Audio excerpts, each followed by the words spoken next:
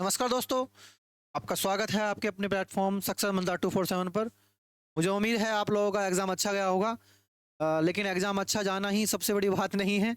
आजकल हमारे देश में जो चल रहा है उसके पीछे आप समझ सकते हैं। सीजीएल वाले बच्चों के साथ जो घटना घटी है उसका जो परिणाम है वो देखने को मिला है। आपका 80 से 85% आपकी मेरिट जारी प्री और सीक्वेंस में लग के बच्चों के नंबर आ रहे हैं। बताओ, धड़ल्ले से नंबर आ रहा है बच्चों का, उनका जिन्होंने मेहनत करी है, बताओ उनकी मेरिट कहाँ से कहाँ भेजी है। तो लेकिन हम पहले से इसके बारे में बाद में बात करेंगे। हम पहले बात कर लेते हैं कि हमारा जो आपकी आंसर की है वो कब आने वाली है। देखिए, आप लोगों को पता है कि एसएससी में धांधलाबाजी क्या चल रही है, क्या घटना घटी हुई है। तो इसलिए जो आपकी आंसर की जो आती थी पहले, वो आपका 2 से 3 दिन के अंदर आ जाती थी। लेकिन इस बार आपकी आंसर की 2 से 3 दिन के अंदर नहीं आएगी। ये आंसर की आपकी इस बार 1 हफ्ते के अंदर आएगी कम से कम। तो इसलिए आपकी 17 तारीख तक आपकी आंसर की आ जाएगी। इसलिए 17 तारीख तक आपको वेट करना पड़ेगा। 17 तारीख तक का वेट कीजिए आप, उसके बाद आप टेंशन फ्री हो जाएंगे। 17 तक वेट कीजिए और तब तक आप थोड़ा सा रिलैक्स कीजिए, माइंड को रिलैक्स दीजिए, क्योंकि आपको तैयारी दोबारा से शुरू करनी पड़ेगी। देखो, तैयारी तो करनी ही पड़ेगी 17 के बाद। उन बच्चों को तब करनी पड़ेगी जिन बच्चों के मार्क्स कम बैठे हैं, और उन बच्चों को स्टेनो की तैयारी करनी पड़ेगी जिन बच्चों के नंबर है ऑन एन एवरेज ठीक बैठे हैं। लेकिन मैं आपको एक बता दूं कि ऑन एन एवरेज जो मार्क्स बैठ रहे हैं, एवरेज बैठ रहे हैं, क्वेश्चन अटैम्प्ट कर रहे हैं बच्चे, वो आपका 155 से 160 के बीच में। 155 से 155 से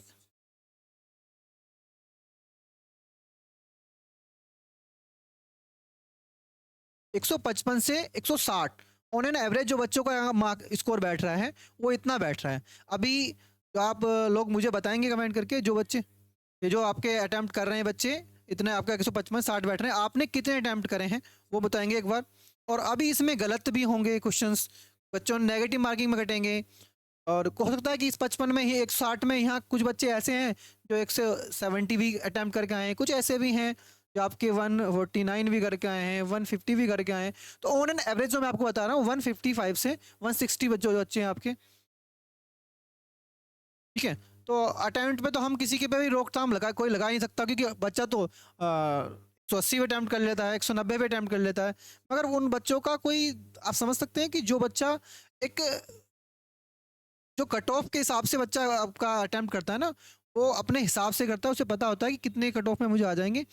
और कुछ बच्चे ऐसे होते हैं जिन्हें पता ही नहीं है, बस क्वेश्चन अटैम्प्ट करने हैं, चाहे उनसे अच्छा सही जा रहा है गलत जा रहा है, तो वो अपने स्कोर जो है, आपका मार्क्स का जो है, वो और बहुत ज़्यादा डाउन ले आते हैं। तो उनकी चिंता करनी नहीं कभी भी। और जो नीचे हैं आपके 110 105 वाले, उनका तो देखो ऊपर वाला ही मालिक है अब तो।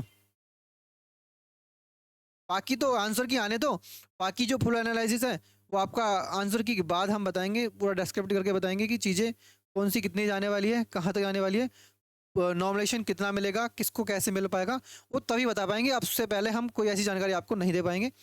थोड़ा सा वेट कीजिए, तब तक के लिए एंजॉय कीजिए। और जो आपके ऐसे सीजीएल वाले बच्चे हैं उनको सपोर्ट कीजिए, क्योंकि इनमें से बहुत सारे बच्चे ऐसे हैं जो सीजीएल वालों ने आपका एसएससी स्टेनोग्राफर का एग्ज़ाम दिया है। तो उनको सपोर्ट कीजिए, आप लोग लगे रहिए, क्योंकि इस तरीके से अगर धांधलेबाजी चलनी शुरू हो गई तो आपकी मेरिट ऐसा ना हो कि आप मेहनत तो करी आपने और आपका जो नाम है वो लिस्ट में आए ना। इसलिए लगे रहो, डटे रहो। Best of luck.